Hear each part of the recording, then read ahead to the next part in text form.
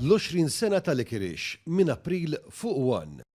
L-Unjoni Ewropea qed twissi li l-prezzijiet ta' enerġija fix-xitwa li ġejja se jerġgħu jisplodu l fuq. Irrapporta dwar dan is-sit awtorevoli Politico hekk kif intqal li uffiċjali fi Brussell qed iwissu dwar dan. Dan fid-dawl li sal-aħħar ta' din is-sena jintemm il-ftehim bejn Russja u l-Ukrajna li l-gass Russu jgħaddi lejn pajjiż tal-Unjoni Ewropea permezz ta' pipeline li jgħaddi minn ġol Ukrajna.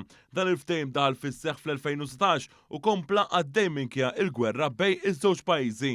L-Ukrajna qalet li m'għandha l-ebda interess li terġa' iġġedded dan il-ftehim u l-Kummissarju Ewropew għall-Enerġija Kadri Simpson sostniet l-Unjoni Ewropea m'għandha l-ebda interess biex jerġa' jiġi imġedded dan il-ftehim. Dan se jfisser li se jintlaqtu bosta pajjiżi Ewropej hekk kif qatt għandhom dipendenza fuq il-gass Russu għal provvista ta' enerġija.